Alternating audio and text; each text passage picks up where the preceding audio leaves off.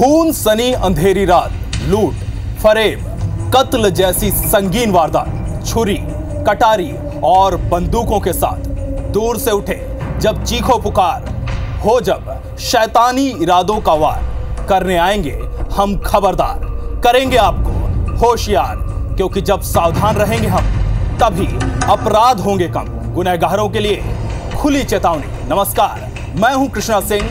हर रात ठीक 10:30 बजे हाजिर होंगे दास्ताने गुनाह लेकर।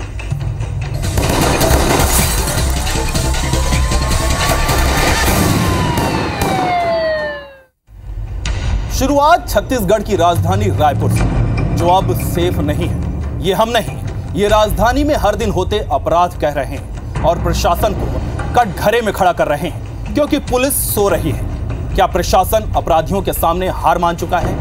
क्या इन अपराधियों में अब पुलिस का खौफ नहीं रहा? बीती रात भी रायपुर में कुछ ऐसा हुआ जिससे पूरी राजधानी सकते में है।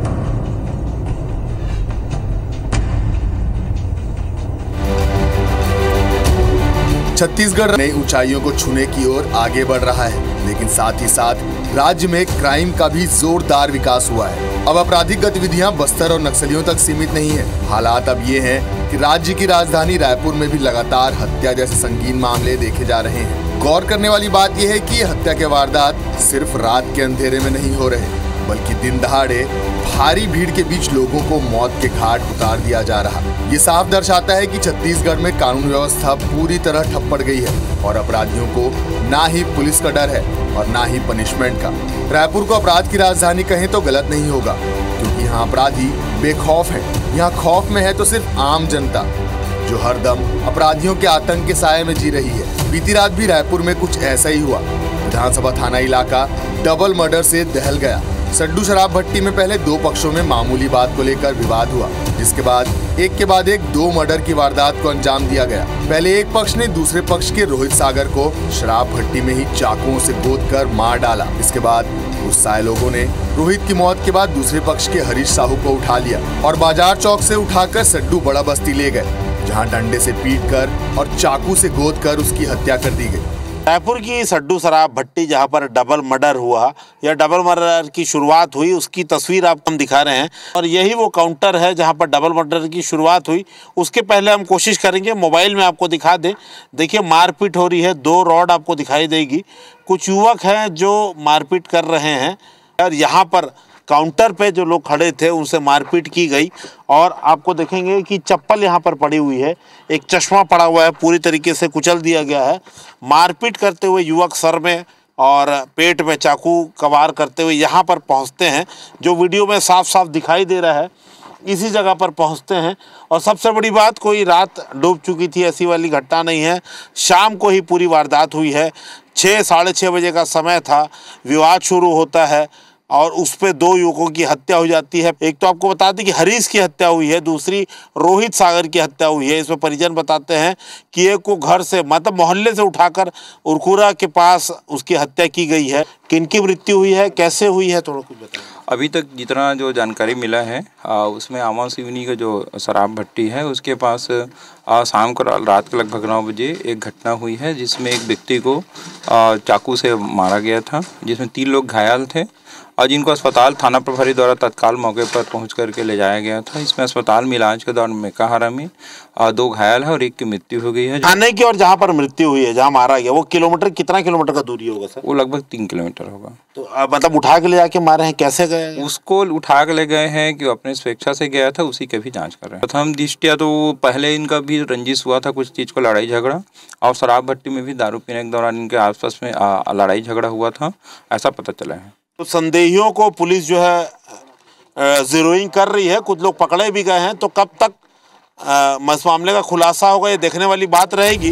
राजधानी रायपुर में यह इस तरह की पहली वारदात नहीं है। बात आंकड़ों की करें तो इससे पहले 24 सितंबर को न्यू राजेंद्र नगर में 3 युवकों पर चाकू से हमला किया गया था। 23 सितंबर को ड्राइवर की चाकू मारकर मरीन ड्राइव में हत्या कर दी गई थी। 19 सितंबर को झांकी के दिन हिस्ट्री शीटर की हत्या कर दी गई थी। 16 सितंबर को मरीन ड्राइव के पास युवती की हत्या की गई। 6 सितंबर को पुरानी बस्ती थाना इलाके में भाई ने भाई की हत्या कर दी। 26 अगस्त को रायपुर के रामनगर में युवक की हत्या कर दी गई। 18 अगस्त को दोस्त ने दोस्त को मौत के घाट उतार दिया तो 28 जुलाई को मांडर इलाके में भी हत्या की वारदात को अंजाम दिया गया। ये आंकड़े साफ बताते हैं कि राजधानी रायपुर अपराध का गढ़ बन गया है। यहाँ अपराधी बेखौफ हैं और पुलिस कुंभकर्ण की नींद सो रही। खतरे में है तो सिर्फ आम जनता, जिसे पता नहीं कब किस हत्यारे का सामना करना पड़ जाए। Bureau report, IBC 24।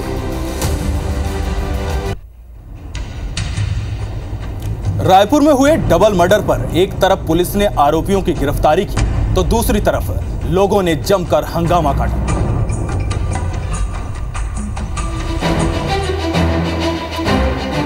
राजधानी रायपुर में हुए दोहरे हत्याकांड के मामले में आक्रोशित लोगों ने मंगलवार शाम चक्का जाम कर दिया। आमा सिवनी सड्डू में चल रही शराब भट्टी का देर शाम सैकड़ों लोगों ने घेराव कर दिया। मृतक के परिजनों ने दुर्व्यवहार के लिए विधानसभा TI को थाने से हटाने की मांग की। लोगों ने आरोप लगाया कि थाना प्रभारी ने मृतक के परिजनों से मारपीट की और साहू समाज के लोगों को अपशब्द कहा। सड़क पर लोगों के हंगामे के दौरान लंबा जाम लग गया। बुधवार को कलेक्टर के सामने ग्रामीणों की मांग रखने के आश्वासन पर प्रदर्शनकारियों ने चक्का जाम खत्म किया। शराब दुकान हटाने के लिए लोग का मांग है, अभी उनसे बात चल रही है।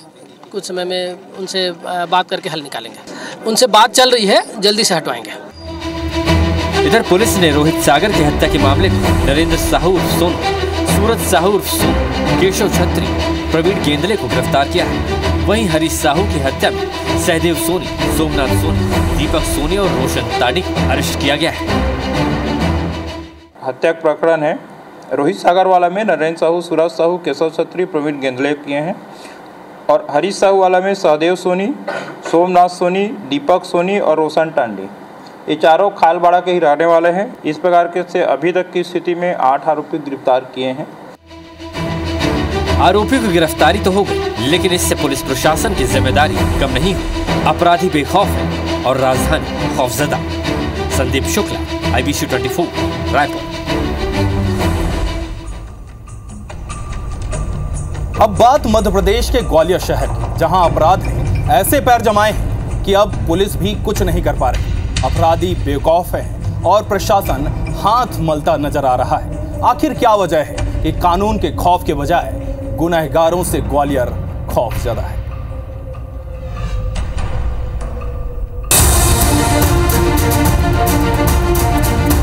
मध्य प्रदेश का ग्वालियर शहर इन दिनों अपराध का गढ़ बन गया है। फायरिंग और हत्या की वारदातें जैसे आम सी बात हुई। महीने भर में 7 हत्या, 1 दर्जन से ज्यादा लूट और फायरिंग की घटनाएं हुई। कनाडा में बैठे बदमाश ग्वालियर में कॉन्ट्रैक्ट क्लीन करवा रहे। अपराध का गढ़ बनता ग्वालियर। 16 अक्टूबर मां बेटी की हत्या। 17 अक्टूबर आंतरी में युवक की हत्या। 21 अक्टूबर हिस्ट्री शीटर इरफान खान की हत्या। 7 नवंबर डबरा में कनाडा से कॉन्ट्रैक्ट किलिंग। 10 नवंबर बेलगढ़ा में बुजुर्ग महिला की हत्या। 11 नवंबर प्रॉपर्टी डीलर की गोली मारकर हत्या।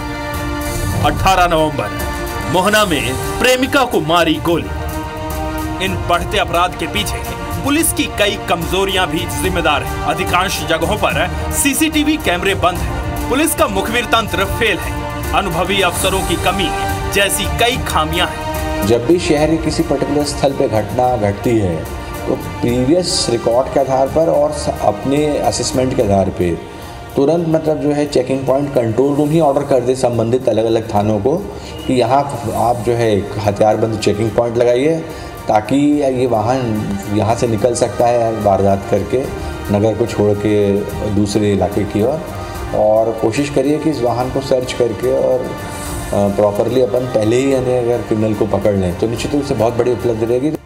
इन्हीं खामियों को कम करने और अपराधियों से निपटने के लिए अब ग्वालियर रेंज के IG ने भी बैठक लेकर आवश्यक दिशा निर्देश दिए। लेकिन क्या ये निर्देश काफी है? क्या सिर्फ बैठकों से ग्वालियर के क्राइम ग्राफ में कमी आएगी? आखिर पुलिस की पेट्रोलिंग टीम कहां रहती है? क्या कभी ग्वालियर सुकून की नींद सो पाएगा? नासिर गौरी, IBC 24, ग्वालियर।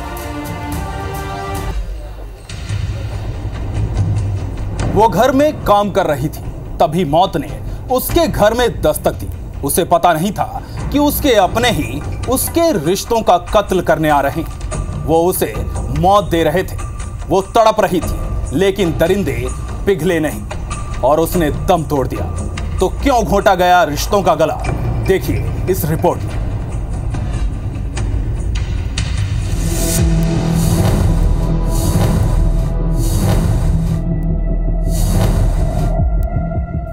जमीन के लिए अपनों का कत्ल, हालात बदले, बदल गया वक्त, खून खून होते खून के रिश्ते, क्या संबंध हो गए इतने सस्ते। ग्वालियर में 67 साल की बुजुर्ग महिला के कत्ल का पुलिस ने खुलासा किया है।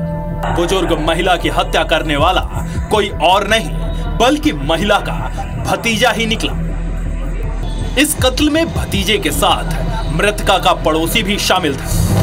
11 नवंबर को जब बुजुर्ग महिला घर में अपना काम कर रही थी, पड़ोसी मान सिंह जाटव मृतका के भतीजे नारायण और साथी हकीम के साथ घर में घुसा और महिला का गला घोंटकर उसे मौत के घाट उतार दिया। महिला तड़पती रही, लेकिन किसी को उस पर तरस नहीं आया। पुलिस ने जांच पड़ताल की तो पता चला कि मृतका और उसके पड़ोसी से आए दिन झगड़े होते थे। पुलिस ने शक की बिनाह पर पड़ोसी को हिरासत में लिया और उससे कड़ाई से पूछताछ की तो उसने सब कुछ उगल दिया।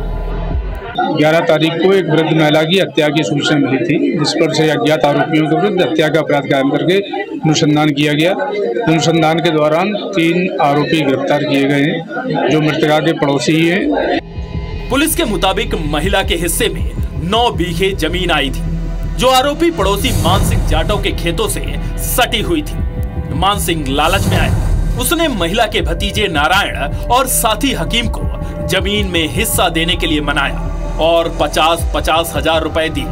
तीनों ने मिलकर हत्या की साजिश रची। पुलिस ने तीनों आरोपियों को गिरफ्तार कर लिया है। क्या आया कि मृतका के कोई लड़का नहीं था, 3 लड़कियां थी जो शादीशुदा हैं और अपने घर परिवार के साथ बाहर रहती हैं। तो पड़ोसियों को जमीन का लालच था कि अगर वो रहेगी तो लड़कियों को जमीन दे देगी। इस चक्कर में उनके द्वारा इसकी हत्या कर दी गई। आखिर ये लालच इतना कैसे हावी हो जाता है कि खून के रिश्ते और पड़ोसी की नीयत भी खराब हो जाए। क्या जमीन जान से ज्यादा कीमती है? क्या जिंदगी इतनी सस्ती है कि उसे वक्त से पहले ही छीन लिया जाए? महेंद्र कुशवाहा, IBC 24, ग्वालियर।